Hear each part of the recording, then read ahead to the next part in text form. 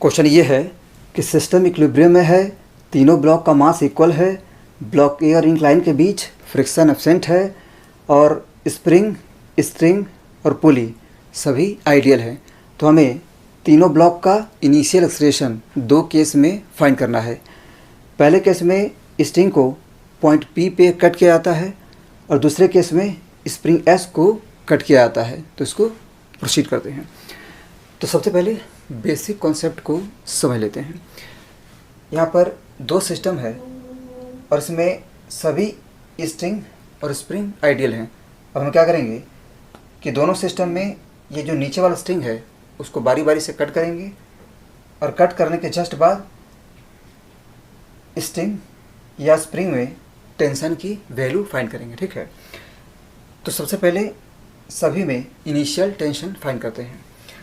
तो ये जो स्ट्रिंग है वो इस ब्लॉक को हैंग कर रहा है, तो कंफर्म है कि इस समय इसमें टेंशन mg के इक्वल है। अगेन ये जो स्ट्रिंग है वो दोनों ब्लॉक को हैंग कर रहा है, तो कंफर्म है इसमें टेंशन इस समय 2mg के इक्वल है। ठीक है, अगेन यहाँ भी इस स्ट्रिंग में इस समय टेंशन mg के इक्वल है और यहाँ पर स्प्रिंग और स्ट्रिंग दोनों में टेंशन 2mg के इक्वल है। ठीक है, तो इस समय सिस्टम इक्विलिब्रियम में है और हमने सभी स्ट्रिंग और स्प्रिंग में टेंशन की वैल्यू फाइंड कर ली। अब हम क्या करेंगे कि नीचे वाले दोनों स्ट्रिंग को बारी बारी से कट करेंगे। तो पहले इस स्ट्रिंग को कट करते हैं। तो जैसे ही ये स्ट्रिंग कट होगा इस स्ट्रिंग में टेंशन इमीडिएटली ज़ीरो हो जाएगा। ठीक है, मतलब ये जो स्ट्रिंग है इसमें टेंशन mg से इमीडिएटली ज़ीरो हो जाएगा। अगेन कट होने के बाद ये ब्लॉक नीचे चला जाएगा और ये जो स्ट्रिंग है वो सिर्फ इस ब्लॉक को हैंग करेगा, मतलब इस स्ट्रिंग में टेंशन mg के इक्वल हो जाएगा। ठीक है, मतलब जो ऊपर वाला स्ट्रिंग है उसमें टेंशन 2mg से इमीडिएटली mg के इक्वल हो जाएगा। ठीक है, अगेन इस स्ट्रिंग को कट करते हैं। तो इसको कट करने के जस्ट बाद अगेन इसमें भी टेंशन इमीडिएटली ज़ीरो हो जाएगा। ठीक है, तो इसमें टेंशन mg से इमीडिएटली ज़ीरो हो जाएगा। लेकिन ये जो स्प्रिंग स्ट्रिंग सिस्टम है इसमें टेंशन इमीडिएटली चेंज नहीं करेगा, मतलब इस स्ट्रिंग को कट करने के जस्ट बाद भी इसमें जो टेंशन है वो 2mg के इक्वल रहेगा। तो कट करने के जस्ट बाद स्प्रिंग स्ट्रिंग सिस्टम में टेंशन 2mg के इक्वल रहेगा। इसके पीछे रीज़न ये है कि यहाँ पर जो स्प्रिंग स्ट्रिंग सिस्टम है इसमें जो टेंशन है वो स्प्रिंग के इलोंगेशन पे डिपेंड करता है। अगेन जब ये स्ट्रिंग कट होगा तो ये जो ब्लॉक है वो इमीडिएटली मूव नहीं करेगा ड्यू टू इनर्शिया। तो जब ये ब्लॉक इमीडिएटली मूव नहीं करेगा तो जो स्प्रिंग है उसका लेंथ इमीडिएटली चेंज नहीं करेगा। अगेन स्प्रिंग का लेंथ जब इमीडिएटली चेंज नहीं करेगा तो कंफर्म है कि ये जो स्प्रिंग स्ट्रिंग सिस्टम है उसमें टेंशन भी इमीडिएटली चेंज नहीं करेगा। तो यही यहाँ पे बेसिक कॉन्सेप्ट है। अगेन ये जो स्ट्रिंग है उसमें टेंशन इमीडिएटली चेंज कर जा रहा है। इसके पीछे रीज़न ये है कि किसी भी आइडियल स्ट्रिंग को हम कह सकते हैं कि वो एक स्प्रिंग है जिसका स्प्रिंग कांस्टेंट इन्फिनाइट है। ठीक है, मतलब ये जो स्ट्रिंग है this is just like a spring having spring constant equal to infinite. तो अगर इसका स्प्रिंग कांस्टेंट इन्फिनाइट है उस केस में इसमें जो टेंशन है वो इमीडिएटली चेंज कर सकता है। इस बात को एक एग्जांपल से समझते हैं। भी है फोर्स इक्वल टू kx। ठीक है, मान लेते हैं कि हमारे पास कोई स्प्रिंग है और उस स्प्रिंग से हमें 100 न्यूटन फोर्स अप्लाई करना है, ठीक है। 100 इक्वल टू के इंटू एक्स, ठीक है। हम देख सकते हैं कि जैसे जैसे स्प्रिंग कांस्टेंट के की वैल्यू बढ़ेगी वैसे वैसे जो रिक्वायर्ड एलोंगेशन है वो डिक्रीज करेगा, ठीक है। तो अगर के की वैल्यू इन्फानाइट हो जाए उस केस में एक्स की वैल्यू 0 हो जाएगी, और वो जो केस है वो स्ट्रिंग वाला केस है, ठीक है।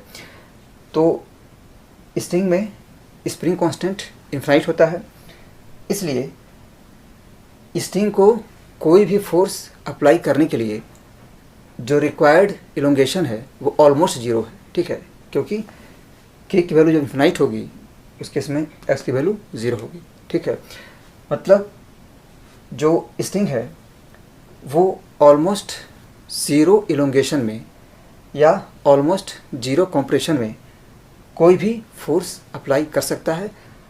मतलब यहाँ पर जो एक्स है वो टेंस टू 0 है। अगेन जब x टेंस टू 0 है तो उस केस में ये जो ब्लॉक है वो x डिस्टेंस इमीडिएटली मूव कर सकता है, because x is tends to 0। यही वजह है कि स्ट्रिंग में टेंशन इमीडिएटली चेंज कर सकता है। लेकिन जो स्प्रिंग है उसका स्प्रिंग कांस्टेंट इन्फिनाइट नहीं है। यही वजह है कि ये जो स्प्रिंग सिस्टम है इसका टेंशन इमीडिएटली चेंज नहीं कर सकता, ठीक है। तो कंक्लूजन ये है कि हमारे पास एक स्प्रिंग सिस्टम है जो दो मासेस के बीच में है, ठीक है।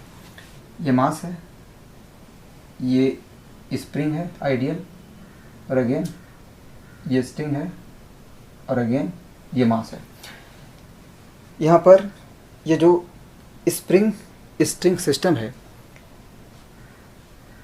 इसमें टेंशन तभी चेंज करेगा जब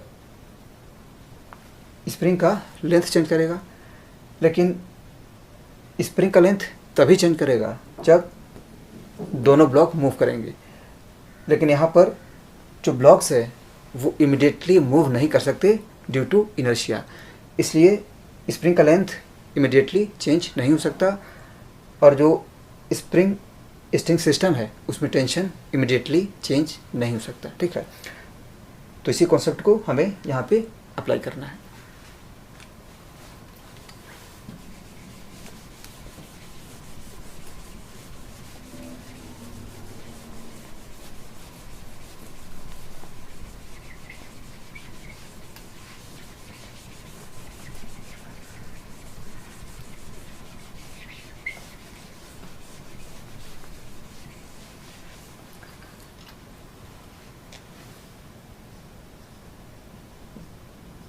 Case 1.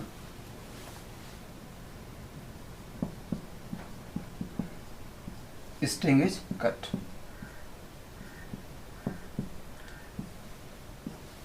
तो सबसे पहले क्या करेंगे कि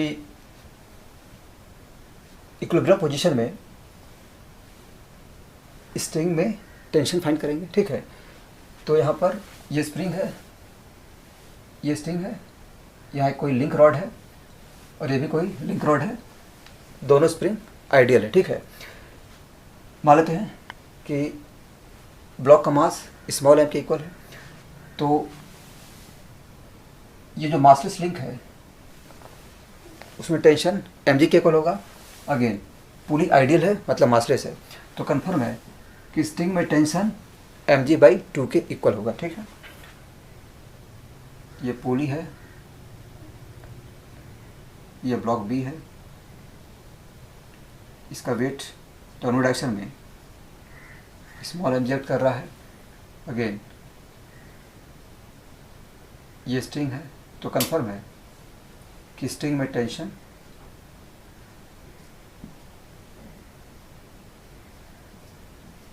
एम जी बाई 2 के इक्वल है। अगेन ब्लॉक सी को देखते हैं, तो ये पुली है, ये ब्लॉक सी है, स्ट्रिंग दोनों तरफ दोनों डायरेक्शन में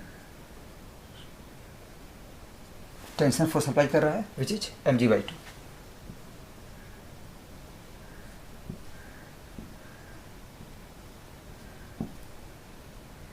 ब्लॉक का वेट दोनों डायरेक्शन में स्मॉल mg ऐड कर रहा है, तो कन्फर्म है कि स्प्रिंग एस स्पूली पर अपर डायरेक्शन में mg plus mg that is 2mg force apply कर रहा है। ठीक है, तो स्प्रिंग एस स्पूली पर अपर डायरेक्शन में 2mg फोर्स अप्लाई कर रहा है because the system is in equilibrium, और ये जो पुली है वो आइडियल है, मतलब मासलेस है। ठीक है, अगेन ब्लॉक ए को कंसिडर करते हैं।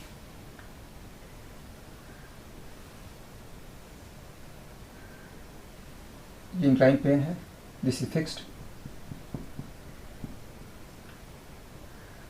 यहाँ पर ब्लॉक ए है, दिस इज ब्लॉक ए, और ये स्प्रिंग है और यहाँ पे स्ट्रिंग है।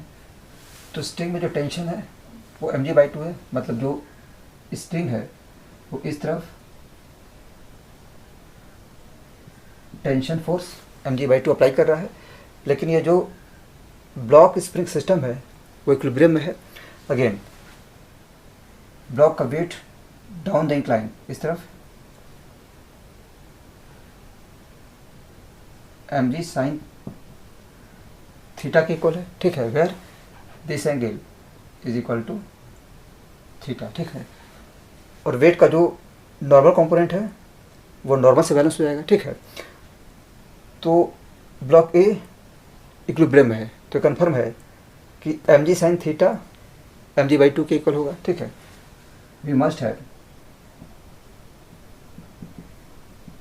mg sine theta equal to mg/2, मतलब हम कह सकते हैं कि यहाँ पर जो थीटा है वो 30 डिग्री के इक्वल होगा। ठीक है, so here theta will be 30 degree. ठीक है, तो इस तरह से हमने तीनों ब्लॉक का जो इक्विलिब्रियम पोजीशन है उसको एनालाइज कर लिया। तो केस 1 में हम क्या करेंगे कि जो स्ट्रिंग है उसको पॉइंट P पे कट करेंगे। तो जैसे ही स्ट्रिंग पॉइंट P पे कट होगा, स्ट्रिंग में टेंशन इमीडिएटली ज़ीरो हो जाएगा। ठीक है, तो जैसे ही स्ट्रिंग में टेंशन ज़ीरो होगा वैसे ये दोनों फोर्सेस भी ज़ीरो हो जाएंगे, मतलब ये ब्लॉक बी है। ब्लॉक बी पर सिर्फ इसका वेट mg ऐड करेगा और ब्लॉक बी का एक्सेलरेशन दोनों डायरेक्शन में g के इक्वल हो जाएगा। ठीक है, तो ये कन्फर्म हो गया, यहाँ पर ब्लॉक बी का एक्सेलरेशन g के इक्वल होगा which is in downward direction. ठीक है, again this is block c. तो जैसे स्ट्रिंग कट होगा ये दोनों फोर्स ज़ीरो हो जाएगा, लेकिन स्प्रिंग एस जो फोर्स इस पुली पे अप्लाई कर रहा है वो इमीडिएटली चेंज नहीं करेगा। मतलब ये कि इस स्ट्रिंग को कट करने के जस्ट बाद ये जो सिस्टम है उस पर 2mg और mg ये दोनों फोर्सेस अप्लाई होंगे, और जो सिस्टम है उसका एक्सेलरेशन अपर डायरेक्शन में होगा which is 2mg minus mg by mass. ठीक है, so we have acceleration of block C equal to ये हो जाएगा 2mg माइनस mg बाई मास, क्योंकि यहाँ पर जो पुली है वो मासलेस है, तो सिस्टम का टोटल मास स्मॉल m के इक्वल है। ठीक है, this is equal to g in upward direction. ठीक है, नेक्स्ट ब्लॉक ए को देखते हैं। तो यहाँ भी जैसे ही स्ट्रिंग कट होगा ये mg/2 ज़ीरो हो जाएगा, मतलब जो ब्लॉक स्प्रिंग सिस्टम है उस पर net force down the incline mg sine theta act करेगा और ब्लॉक ए का एक्सेलरेशन g साइन थीटा के इक्वल हो जाएगा। So we have acceleration of block A equal to force that is mg sin theta divided by mass that is m. This is equal to g sin theta that is G/2 down the incline. ठीक है। और एक बात कि जैसे ही ये string cut होगा वैसे ही ये जो फोर्स है mg/2 वो ज़ीरो हो जाएगा और जो स्प्रिंग है वो इमीडिएटली अपने नेचुरल लेंथ में आ जाएगा। ठीक है, क्योंकि जो स्प्रिंग है वो आइडियल है, स्प्रिंग मासलेस है। तो जैसे ही ये फोर्स ज़ीरो होगा वैसे ही स्प्रिंग अपने नेचुरल लेंथ में आ जाएगा और पूरा सिस्टम का acceleration down the incline G/2 के इक्वल होगा। ठीक है, तो स्प्रिंग चूँकि मासलेस है इसलिए जैसे ही ये फोर्स ज़ीरो होगा तो जो स्प्रिंग है वो इन्फिनाइट एक्सेलरेशन से अपने नेचुरल लेंथ में आ जाएगा। ठीक है, तो ये केस 1 के लिए आंसर हो गया। नेक्स्ट केस 2 में स्प्रिंग S को कट गया था। ठीक है, तो आते हैं केस 2 पे।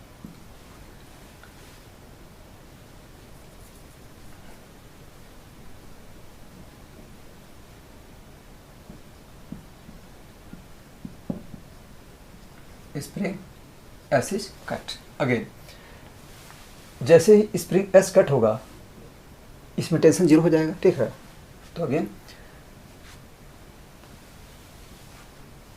इसमें टेंशन जीरो हो जाएगा, लेकिन यहाँ पर ये जो स्ट्रिंग है वो एक स्प्रिंग सिस्टम का पार्ट है। मतलब इस स्ट्रिंग में टेंशन इमीडिएटली चेंज नहीं करेगा। ठीक है, इस कॉन्सेप्ट को हमने अभी भी डिस्कस किया है कि ये स्प्रिंग है और ये स्ट्रिंग है। ठीक है, ये एक स्प्रिंग सिस्टम है जिसके दोनों एंड पर मास है। एक एंड पर ग्राउंड है, मतलब जो एक एंड है वो ग्राउंड से कनेक्टेड है। अगेन जो दूसरा एंड है वो एक मास से कनेक्टेड है। सो ड्यू टू इनर्शिया ये जो स्प्रिंग सिस्टम है उसमें टेंशन इमीडिएटली चेंज नहीं करेगा। मतलब ये कि जैसे ही स्प्रिंग S कट होगा स्ट्रिंग में टेंशन mg/2 मेंटेन रहेगा। ठीक है, तो हम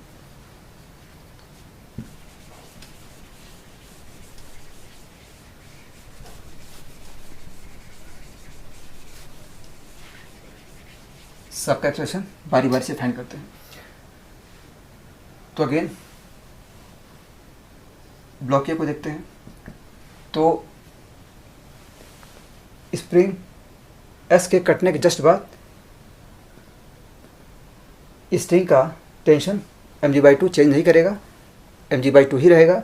मतलब ब्लॉक ए इक्विलिब्रियम रहेगा। ठीक है, मतलब ब्लॉक ए का इक्विलिब्रियम मेंटेन रहेगा। ठीक है, so we have expression of block A equal to 0। ठीक है, अगेन ब्लॉक बी को देखते हैं। यहाँ भी हम देख सकते हैं कि इनिशियली ब्लॉक बी इक्विलिब्रियम में है और स्प्रिंग S को काटने के जस्ट बाद ये दोनों फोर्सेस चेंज नहीं करेंगे। मतलब ये कंफर्म है कि यहाँ भी ब्लॉक बी का जो एक्सेलरेशन है जस्ट आफ्टर कटिंग वो 0 होगा। ठीक है, नेक्स्ट ब्लॉक सी को देखते हैं। तो यहाँ पे क्या होगा कि जैसे ही स्प्रिंग S कट होगा ये जो फोर्स है वो इमीडिएटली 0 हो जाएगा। ठीक है, तो ये जो सिस्टम है उस पर डाउनवर्ड डायरेक्शन में हम देख सकते हैं कि mg plus mg that is 2mg force apply कर रहा है। So we have acceleration of block C equal to net force divided by mass that is m, this is equal to 2g in downward direction. ठीक है, तो इस तरह से ये आंसर हो गया और ये सॉल्यूशन हो गया। Thank you.